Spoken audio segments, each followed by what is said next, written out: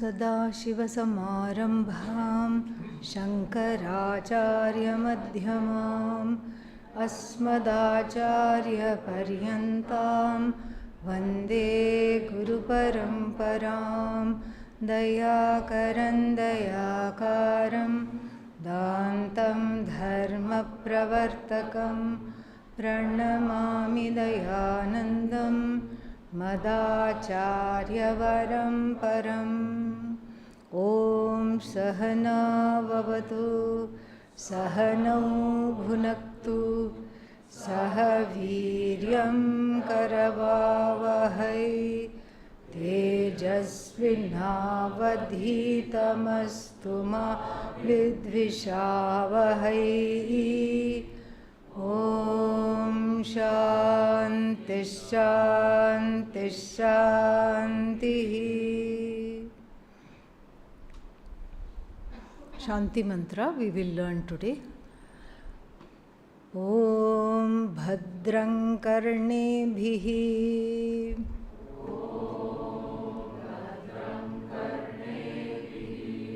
Shrunuyama Devaha Bhadram Pashyema Akshibhiryajatraha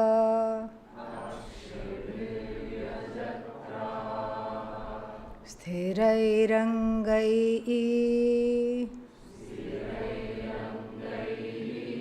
Stuštuvagum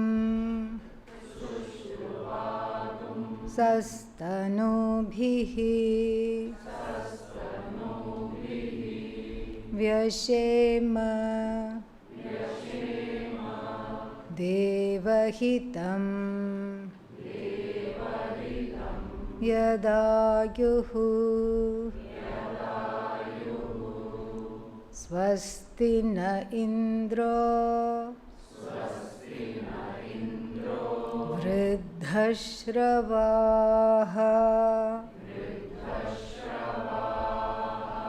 Swasti nः Pusha Vishvavedaha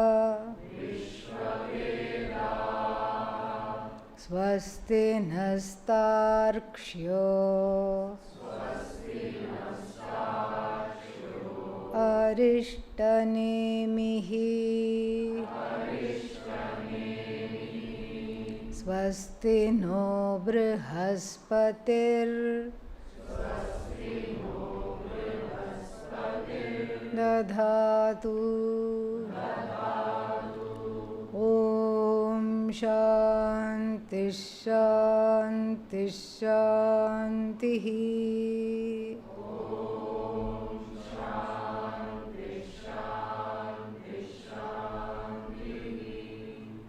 Very powerful mantra, we can feel it when we chant it. Even though we may not know the meaning, we can feel it. It's a very beautiful prayer.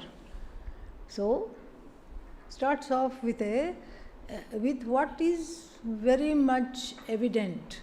And what is very much evident is the operation of the sense organs. Whose sense organs? Not the monkeys and the dogs and the cats. Our own sense organs, which are oriented towards what? The objects, sense objects, this whole Jagat. So we start the prayer there, the prayer starts there with a prayer, with a invocation. He Devaha. Devaha here is not that there are many gods in the tradition. And to quote Pujya Swamiji, the videos you have been watching, what does he say? There is not one God. We cannot say there is one God. We cannot say there are many gods. There is only God. Whatever you look at is Bhagavan. There is only God. And so, Devaha plural, how do you account for that? Here, Devaha means the various functionaries. Functionaries in the form of the Adhishthana Devatas, the presiding deities of all forms and functions that abide in, as our own, that preside over our own operations of the sense organs, like the Adhishthana Devata of the eyes, fire, sun, and Adhishthana Devata of speech, fire. That's why we say fiery speech. And like this, the Adhishthana Devata of strength, Indra. Like this, there are Adhishthana Devata means presiding deities. This is all Bhagavan. But Bhagavan is not any one of them. These are all Bhagavan invoked through the forms and functions of various sense organs and organs of actions. So, He Devaha, all these devas in the form of that which blesses the ears to hear, which bless the eyes to see, these forms and functionaries, O Devaha, all of you, what is the prayer? Bhadram. Bhadram is a very nice word. Auspicious. Bhadra. Auspicious. Bhadram karnebhihi. And so we have seen what is that? In our basic Sanskrit study, there is no such word as karnebhihi. Karnaihi, it should have been with our ears. How many ears? 8 billion people into 2. Okay, that many ears. So, with our ears, plural, it should have been, karnena, karnabhyam, karnaihi. Okay, where did this karnebhihi come from? Was the rishi who was channeling the Upanishad asleep? No. We call it Chandasam, Vedic license. Just like we have poetic license sometimes, the poet can misspell a word or put a word with a different meaning. So here it is Vedic license called Chandasam. That means what? You cannot write like that. If you write like that, Lakshmi Narayan ji will mark you as wrong, and then only Vedic people, the Vedas, can write like this. So Bhadram karnebhihi means Bhadram karnaihi shriniyama. O Devas, please let me hear through my ears only that which is auspicious. This is very, very important. Because do we have control over what we hear? No. Otherwise we wouldn't hear, we would never get bad news. We would never hear bad news. If we had control, we would not hear bad news at all. But we have no control over what we hear, none whatsoever. And so here, what does this prayer mean? In the sense that, even though we may not have control over what we hear, behind the ears is the mind that sifts, that judges. Mind backed by the ahankara sifts through what is heard, judges what is heard, judges oneself, judges the Jagat, all the people in the Jagat, judges even Bhagavan. And so this becomes a pratibandha, an obstacle for the knowledge. And what is this knowledge? There is no judgment in this knowledge, because the word judgment requires two things. First, the judger and the object of judgment. And what is this knowledge? Where there are no two things. That is this knowledge. So how can there be judgment when there is only one thing? And in fact, that is the title of this Upanishad, Kaivalya. Kevalasya bhavaha. Kevala means only. Kaivalya, abstract noun. Onlyness. Not loneliness, okay? Yeah. Be careful when you take notes.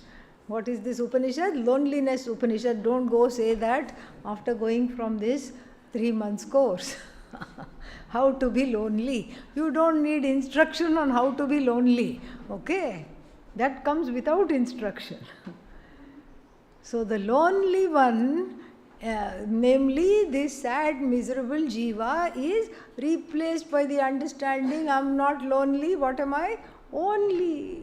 There is only me, there is nothing else. Nothing else to worry, nobody else to think about, there's everything is me. And so therefore, in this knowledge, judger and judgment, there is no place. Yet the ahankara, the mind backed by the ahankara, comes to certain conclusions about whatever it hears. Something it will hear, a stray thing. And then immediately it comes into conclusions. Especially if you hear your own name. You may have a common name, like in India, Rama, Krishna, very common names. And so you hear your name being called, you think it's you, OMG, they're talking about me, what did I do wrong?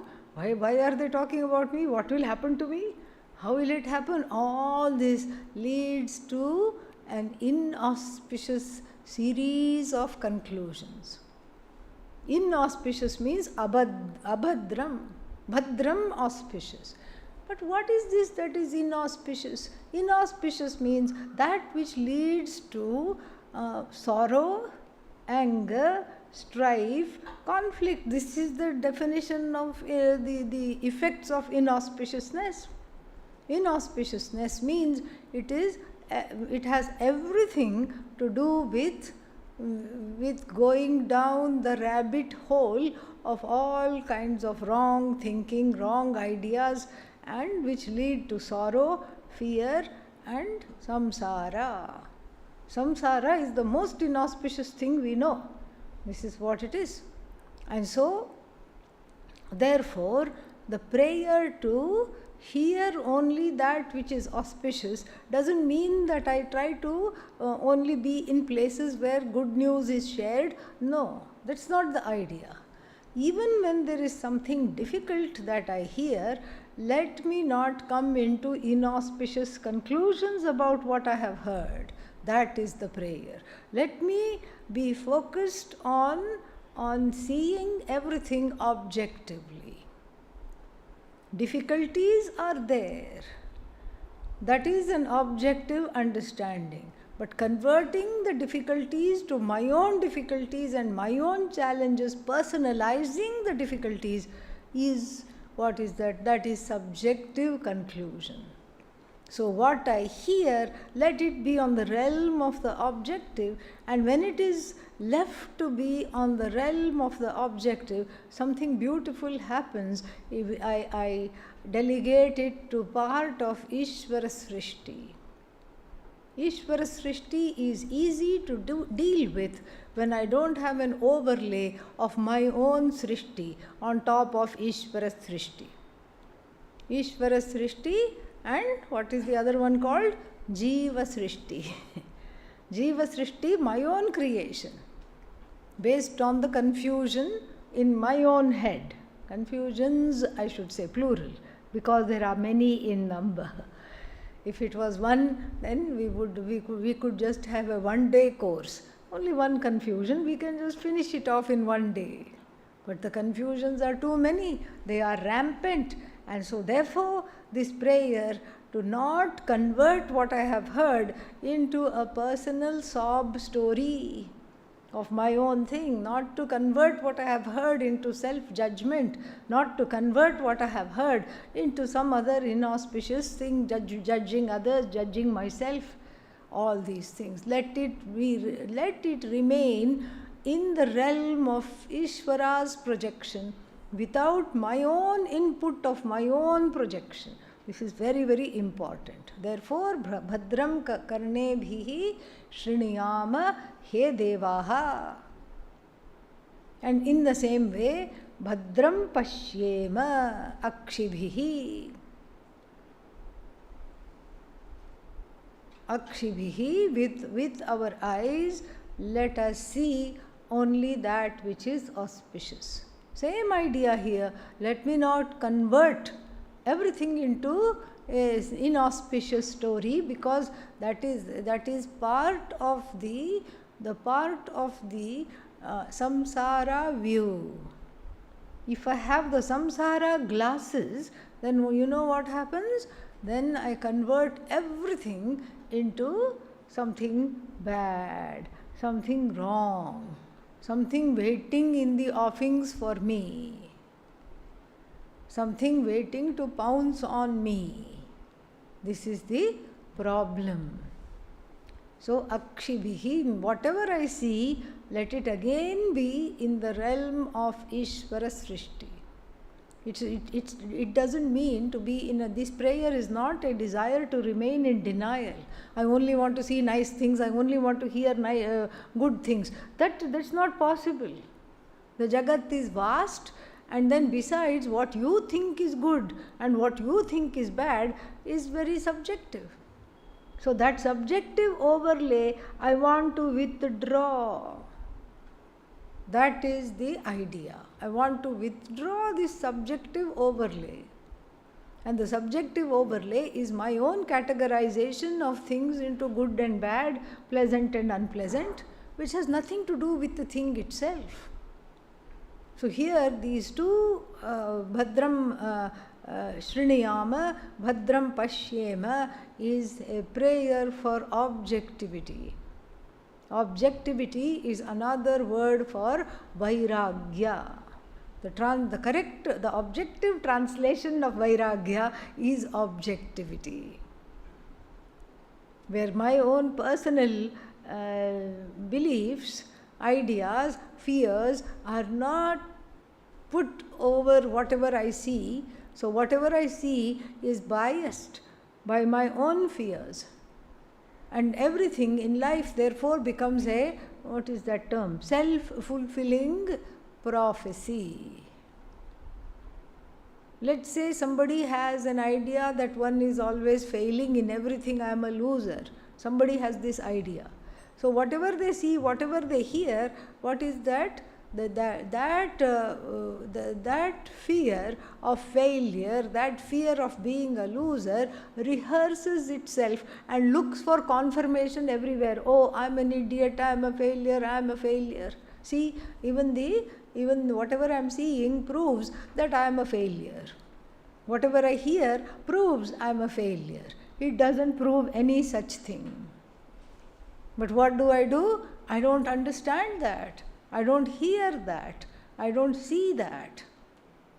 It's a rank form of self-sabotage where I don't allow myself to grow. So therefore here, hey Bhagavan, give me this objectivity. It starts with how I encounter your Jagat, which is non-separate from you. This is what we say about the Jagat. Jagat is non-separate from Ishvara. Jagat is effect. Effect is non-separate from the cause, like even the pot is non-separate from clay. Bhadram Pashyema. And then after the sense organs are straightened out so that we see and hear and touch and smell and taste everything auspicious, it is made auspicious by one's own objectivity, and then the prayer shifts to the organs of action. The organs of action are important. My own backbone is important.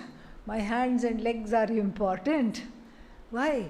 Because all of them, I have to keep them in prime condition, because this whole body is moksha ayatanam, the vehicle for moksha.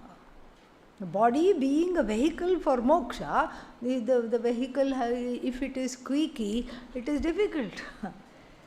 It cannot go on the road of dharma, it cannot reach its destination, as we have seen in the Kathopanishad, in the chariot analogy, in the chariot imagery. So what is the ratha? Atmanam rathinam vidhi. What is the ratha? Chariot? Body. Yeah, so this body is a chariot. So here, and it is, I also want to add one more thing here, is that it is not true that Vedanta does not think about anything physical. does not pay attention to self-care and the body, it is all rubbish. Every Shanti mantra talks about the body. Because the body is important, because the body is I have to make the body into a vehicle for moksha. For that it should be in tip-top condition. Therefore, sthiraihi angaihi, with healthy limbs. Meaning what? I am already assuming that my prayer for the healthy limbs has been granted.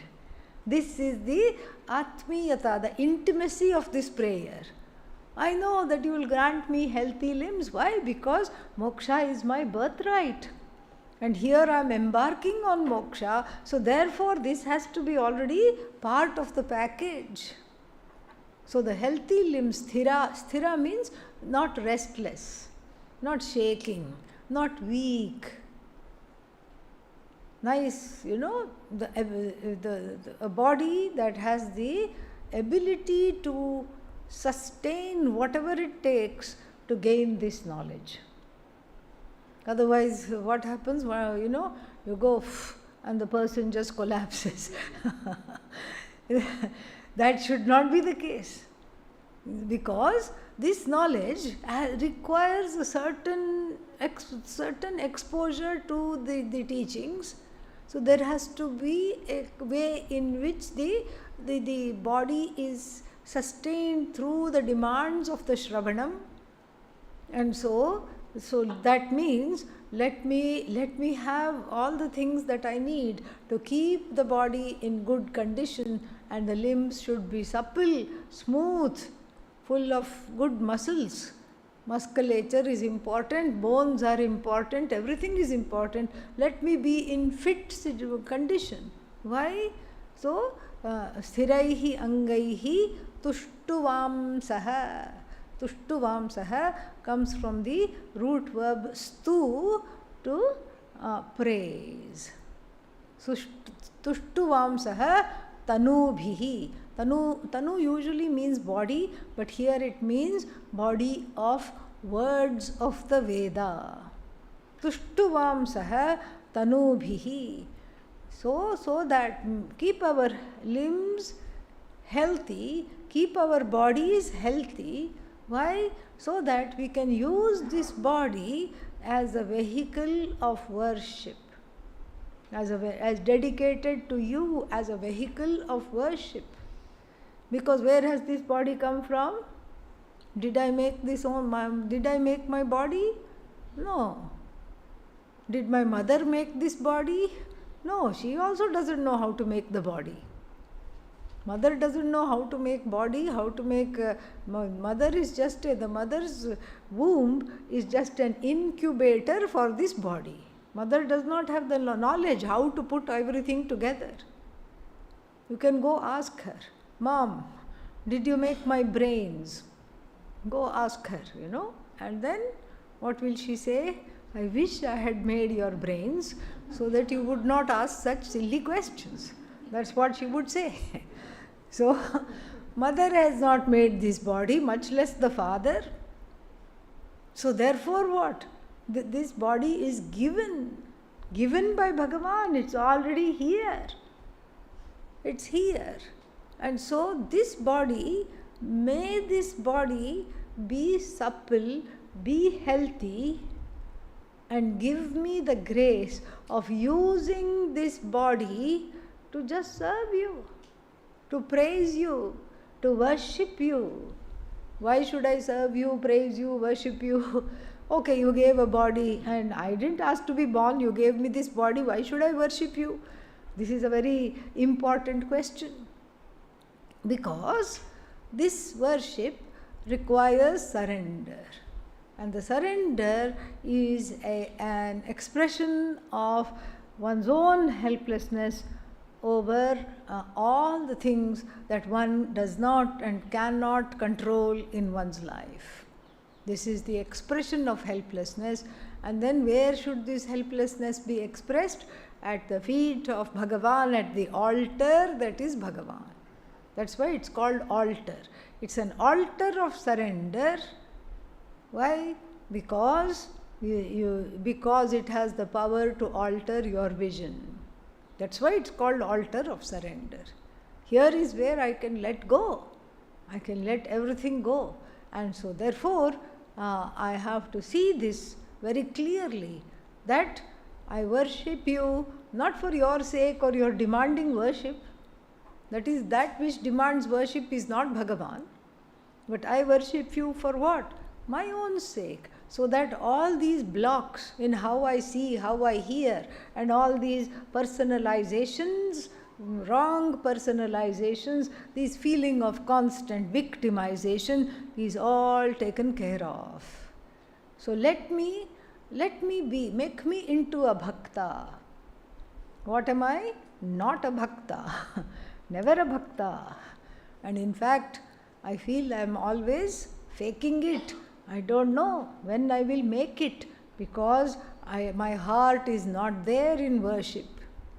My heart is not there in worship because I don't know where you are, I don't know who you are, I don't know what you are. My heart is not there. Mantras come and the mantras are being recited by the mouth, and then what? Mala is going round and round. Mantra is going round and round in the mouth. Mala is going round and round in the hand. The mind is also going round and round in 100 different directions. How can this be called worship? How can this be called meditation? And if this is hard enough, sitting in front of the altar, that's another very strange thing. How can I understand this? And then besides, Vedanta says, I am you, and you are sitting there in front of me in a particular form. How to relate to this form? When you are supposed to be formless, and when I am you, and here you are, and I am supposed to relate to you, how do I do this? For this also it requires prayer. All these thoughts, all these wrong understandings require prayer. Because that which is understood as Bhagavan in our tradition is not some kind of a being other than you. If you know this, there is no need to worship at all, because whatever you do is worshipful, because you understand this. If you don't know this from the standpoint of the body, mind, sense complex, I have to understand this, I have to relate to this Bhagavan. Like a tree in the forest. The tree, one can argue, is already part of the forest, it is related to the forest. But in the worship, this tree, who is this body, mind, sense complex, this jiva like tree, has to make an effort to connect to the forest, which is the total, which is Bhagavan. And this alienation is gone only through this. So therefore, make me into a bhakta. I am not a bhakta, I am not a devotee, I don't even know how to spell bhakti, I do not know. Convert me into a devotee. With healthy limbs, let me learn to praise you and see that I am really praising my own self, because I am non-separate from you. Let me use the words of the Veda to adore you, because the praise is already given in the Vedas, in the words of the Vedas. I don't have to come up with fancy poetry and fancy prayers, it's already there. The way has been paved to us by the sages of yore, by the rishis, by the jnanis, and let me take their words, let me take their prayers, let me take the Veda which is given by you to clarify my antahkarana through this praise. Let my antahkarana, let my mind be free of painful prejudices, painful preferences and prejudices, raga and dvesha, that land me repeatedly, life after life, into a vat called samsara. Take me out of this. So, tushtuvam saha tanubhihi. And let me spend my whole life like this. Vyashema. Maybe, vyashema devahitam. Maybe spend our lives in in working for this, in working for what is the best form of worship, let me be worshipful. So first there is, worship is an act for everybody. So there is a worshipful act which happens from 5:30 in the morning to 6:30 in the puja hall in the temple, and then after that is what? Non-worship, non-worship, non-worship, and again in the evening 6:30 there is worship, and then non-worship, non-worship, non-worship. In the beginning it is like that. Worship for the person is an act. Then the prayer here is saying, when I do this, let me be a person for whom worship is no longer a discrete act, but worship is what? An attitude through which all the actions are performed. Let me become, from a person who worships, let me become a worshipful person. What's the difference? A person who worships, there is a duality. I am doing this and the worship is discrete from me and it is directed in this way. A worshipful person is very close to non-duality, because every act becomes worshipful because of the change in my own attitude. It's an attitudinal shift. So from being a worshipper, make me into a worshipful person. Vyashema devahitam yadayuhu. Yadayuhu means for the allotted time I have on this earth. For my lifespan, let me just do this and be a worshipful person for my whole lifespan. So this is a very personal, very powerful prayer, very beautiful. And then it goes to seeking blessings from various sources. Swasti, an indeclinable word. Don't try to say, swasti, harihi, hari, harayah, swasti, so swastihi, swasti, swastayah. No, indeclinable word. Swasti. And swasti takes fourth case, like namaha. Krishnaya namaha, Ramaya namaha, Ramaya swasti, like that. Swasti, indeclinable word that takes the fourth case. The meaning of swasti is well-being, auspiciousness. Unfortunately, it was distorted by Hitler. It was distorted by Hitler and then misused, abused very badly. And now we can't even use the swastika. It is very difficult because it could hurt the sentiments of many people. So swasti is a pictorial symbol which in Sanskrit is called pratima, a geometric pictorial symbol of auspiciousness and fulfillment. Everybody has seen this, so I know, I can see, I know that you know what I'm saying. So it's a pictorial, certain things are sound symbol. Om is a sound symbol. The blessing and the power of the word Om is in hearing it, not seeing it. When you see it written down, nothing happens. But swasti is written down. It's a pictorial symbol, an image symbol, pratima, whereas Om is pratika. There is a difference. So this swasti naha. Naha means for us. Let there be auspiciousness and well-being for us. From where? From Indra. From Indra, naha swasti. For us, let there be swasti. Let there be wonderful well-being and auspiciousness. Swasti naha Indraha. Indra means from Indra. Who is Indra? King of heaven, we can say, king of the gods, we can say, but really speaking, Indra is the Adhishthana Devata of strength. So here, in invoking Indra, one is praying for strength. And who is this Indra?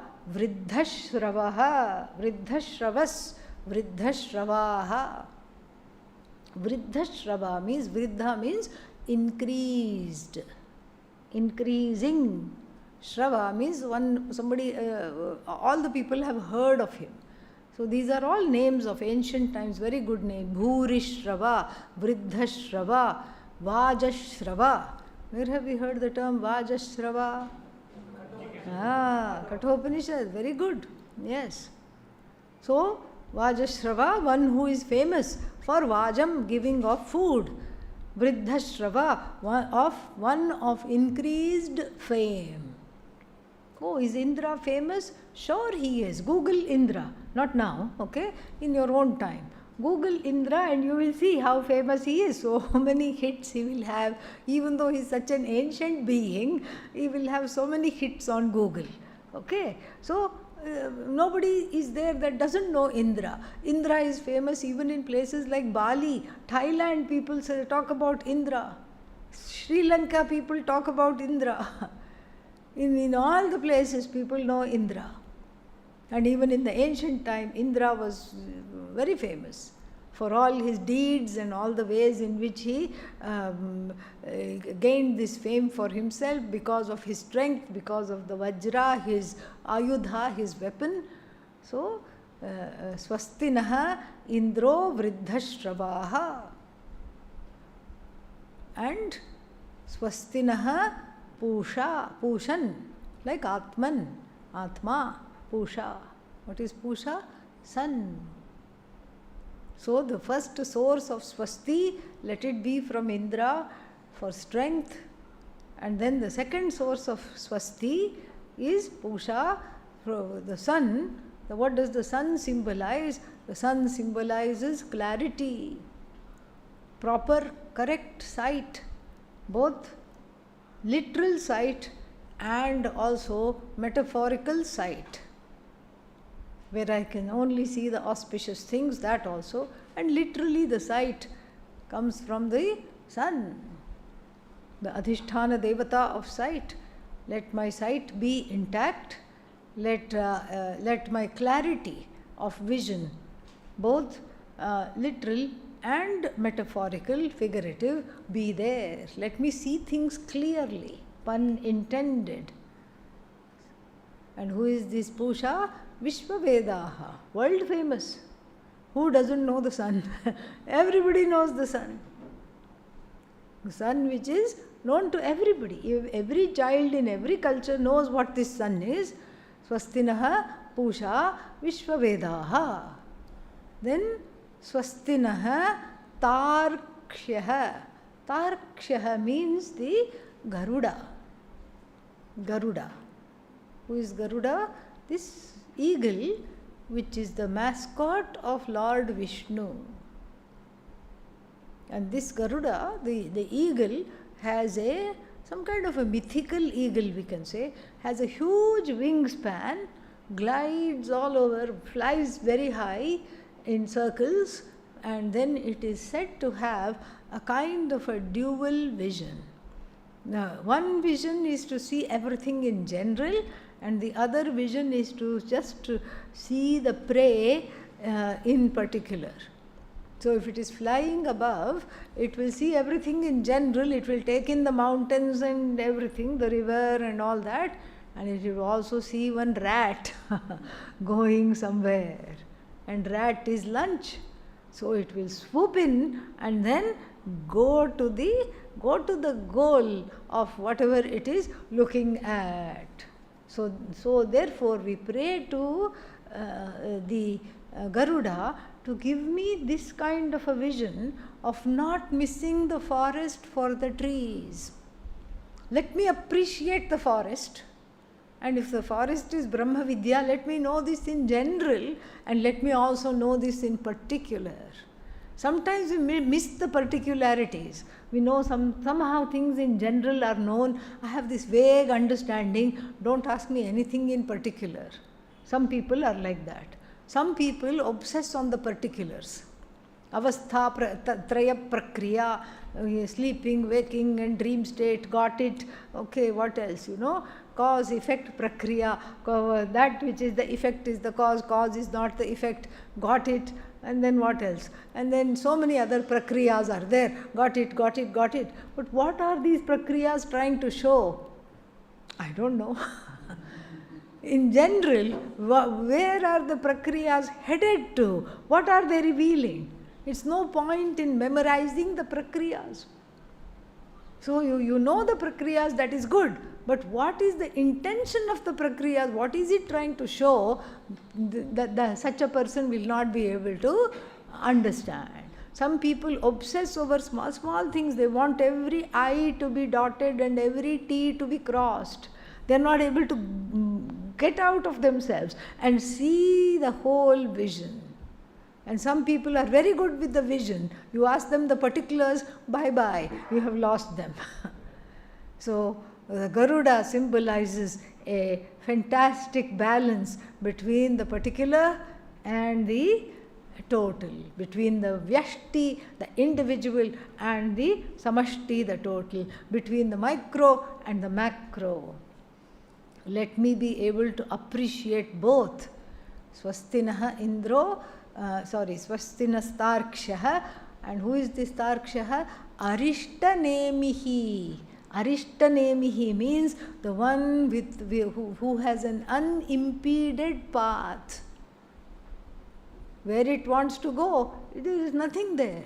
It's in the sky. Nothing can come in its way. Because it's a majestic bird with a huge wingspan. All other birds fly low. This one flies high, and nothing dare come in its way. Arishtanemihi. And why are we invoking this part of this? Similarly, my progress towards what? Moksha. Let it be unimpeded. Let nothing come in the way. Otherwise, what happens? So many times, even though nothing has come in the way, I am afraid something has come in the way and I make it an obstacle even if it's not an obstacle. This is the human thinking.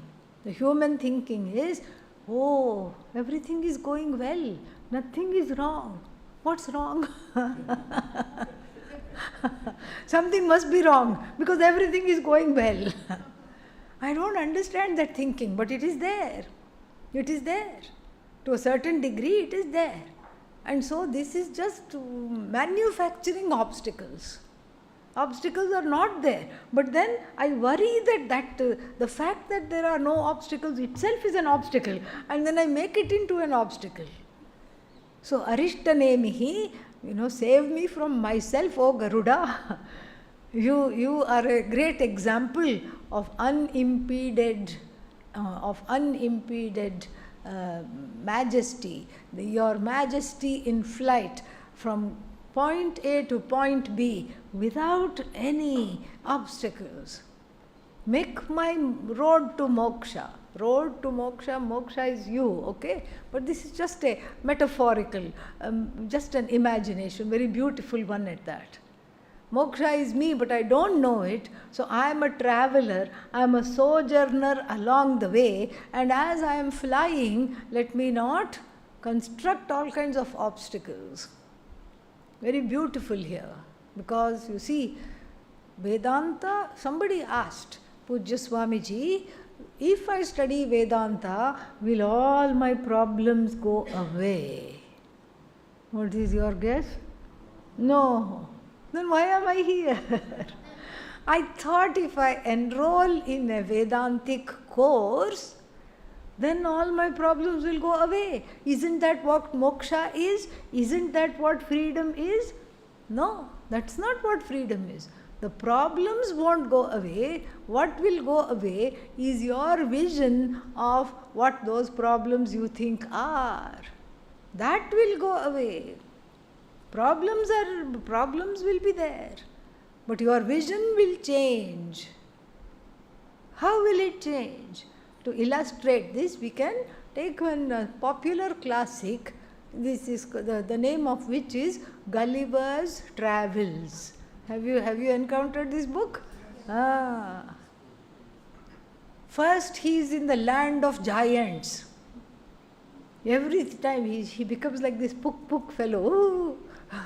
Somebody is going to step on me. Somebody is going to eat me. Oh my God, let me hide. Oh, they look so horrible. They are crazy. And I am invisible. Even the insect in the land of giants was 25 times bigger than him.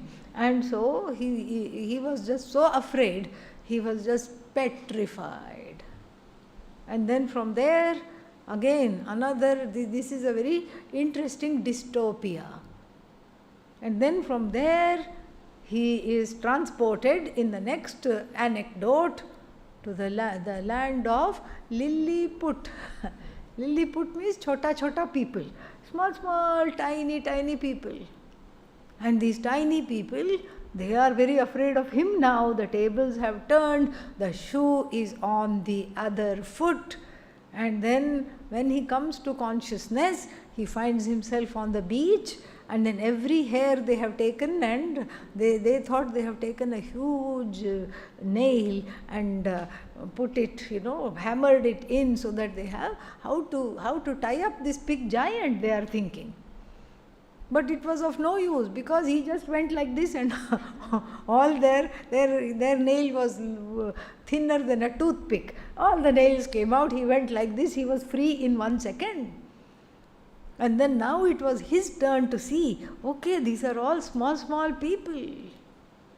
And so like this, in the beginning, one is in the land of giant problems. All my problems, they are scary. They are bigger than me. They are frightening me. Oh no, here comes something to eat me. Oh no, this is also big. Oh no, I can't handle this also. And then, as I grow in Vedanta, I find that I am in the land, permanently in the land of Lilliput, with all the problems are small, tiny problems. Why? Because I have grown as a result of this knowledge to change my vision so that all my problems become like small children. Yes, they have their tantrums, yes, they may cry once in a while, but I am objective. So this path, this transformation, may my prayer to Bhagavan in the form of Garuda give me this transformation. May I be blessed with this transformation of seeing everything as small. May I become bigger than the problems. May I become bigger than the obstacles that stare me in the face. And then the Garuda here is one more thing, one more metaphor is here. Narayana rides on Garuda, and then similarly, may the words of the Veda come to me riding on the backs of what? Riding on the back of the teacher. The teacher here is the Garuda, who is carrying the words of the Veda in the form of Bhagavan and delivering it to me. See how beautiful it is? So lovely. So just like Narayana, Mahavishnu rides on Garuda. And then who is this Mahavishnu? Mahavishnu is nothing other than Mahavakya. And the Mahavakya needs a vehicle. Who is the vehicle?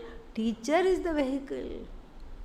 The teacher is the vehicle that transforms the words of the Veda into the teaching which frees me from the worst tendencies within myself. So may the teacher transform me, and so therefore Swastinastarksho Arishtanemihi. And then finally Swastinaha Brihaspatihi Dadhatu. Brihaspati is the teacher of Bhagavan, of the various celestials, Indra, Varuna, etc. Bhagavan in the form of the teacher is called Brihaspatihi. So Brihaspati also symbolized by the planet Jupiter. Jupiter stands for wisdom, largesse, and this wisdom will not come without opening the heart.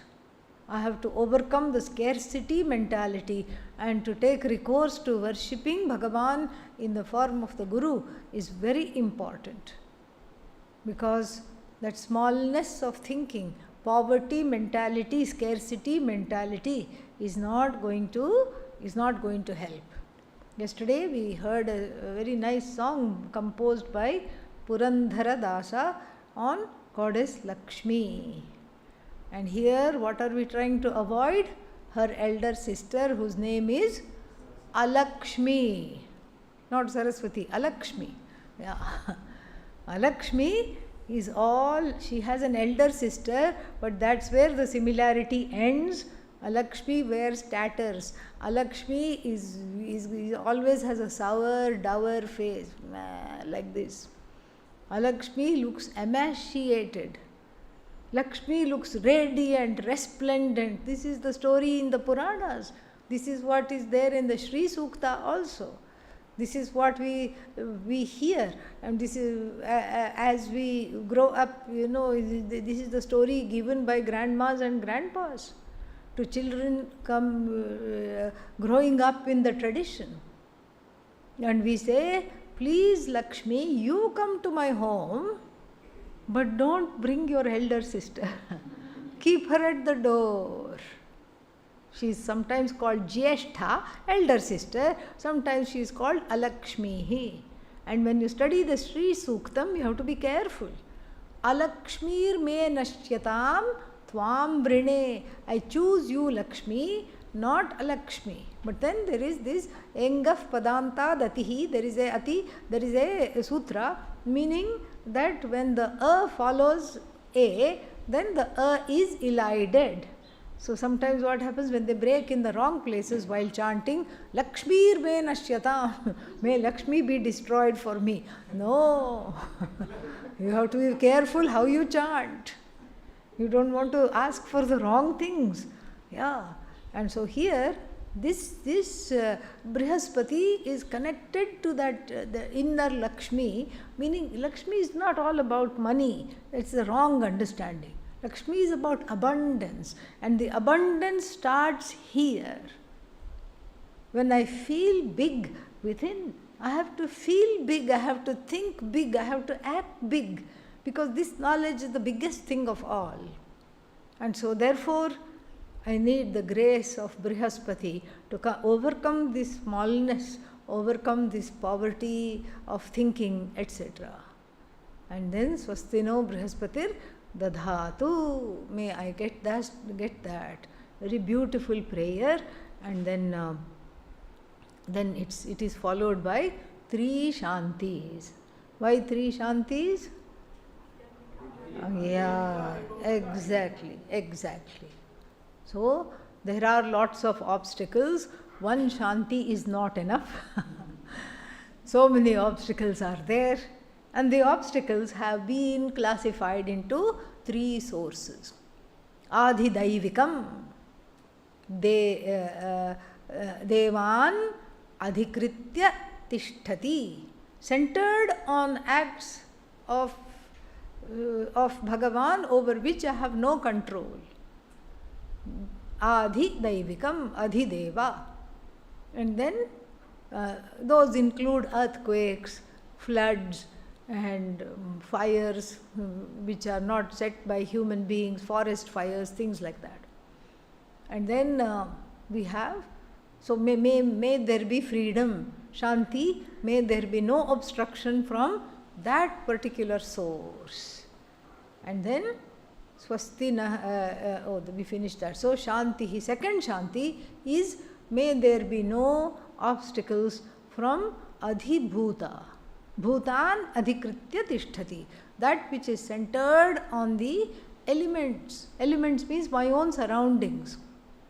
So many thoughts come. I know I am here because I am fit for this knowledge. My roommate, I have severe doubts. Yeah, I don't know what he or she is doing here. Why are they here? I know I am here. And so these thoughts, what happens? When these thoughts come and then I indulge in these thoughts, then the Mahavakya also has come and gone, and I am none the wiser. Roommate gets moksha, and I don't have moksha, neither do I have moksha, nor do I have moksha from the roommate. Okay, so I am here in this very difficult position. So therefore, this Adhi Bhautika means from the surroundings, I have to be free, from my own surroundings. And so may I have that freedom. Adhyatmika means the other two things are fine. There is no national emergency, no flood or anything is coming, and there is no problem with all the people with whom I am studying. Everything is wonderful. But then I am not able to focus. Why are you not able to focus? I don't know if I locked my room door or not. Did I lock? I think I locked, but maybe I did not lock. And then what if some people come in and take away everything? And I heard somewhere that Rishikesh crime is increasing. I read in the news. And then what if they come? No. There are security guards, don't worry. But what if somebody is known person to the security guard? What if they come? And the security guard let them because they are coming every day. What if that happens? And then what? Then I come back to myself, and the words that I hear are what? Om Purnamadav Purnamidav. The whole class has come and gone. So this, in fact, the first two are not a problem. If the Adhyatmika, Atmanam Adhikritya Tishtati, that which is centered on myself, if that is removed, if that is understood, then I don't need these other two prayers at all. But since I don't know that I am the problem and I am the solution, this is how I have to pray. 3 Shantis, and in fact, even if you have 333 Shantis, it's not enough. So we pray for that. Om Shantis Shantis Shantihi. And then the Kaivalyopanishad begins, I can't say it's a story, but begins with 2 characters. 2 characters are there because there's not any story to say. One is the sage Ashvalayana of Rig Veda fame. In the Rig Veda his name comes, and he has also composed some Shrauta Sutras. Means these Shrauta Sutras, how to explain them? Shrauta Sutras are aphorisms about public life of the Vaidika. How to deal with other people, how public functions like big samuhika yajnas and all have to be, homas have to be done. This is Shrauta Sutras. This is the subject matter of Shrauta Sutras. He also composed Grihya Sutras, the personal life of a Vaidika. What kind of worships to have at home, how to treat guests, how to treat one another, what to do, what not to do in every situation. This is what is called Grihya Sutras. So those 2 he has composed, and he is said to be the student of Shaunaka. And Shaunaka of Mundakopanishad fame. Shaunaka is the student in the Mundakopanishad, and Shaunaka's student is Ashvalayana. We are told sage Ashvalayana, son of Ashvala, another derivative noun, Ashvalayana. His real name was Kosala. His real name was Kosala, but here it is called Ashvalayana. He is more famous by the paternal lineage, and so this Ashvalayana goes to Lord Brahmaji. Don't ask how he went. Was he still alive? How did he go? All that is just a story, not even a story, just a introduction of the student and the teacher to show that this is in the form, all Upanishads are in the form of a dialogue, not a monologue. Okay, more we'll see tomorrow. Om Purnamadav Purnamidam Purnat Purnamudachyate Purnasya Purnamadaya Purnamevavashishyate. Om Shanti Shanti Harihi Om Shri Guru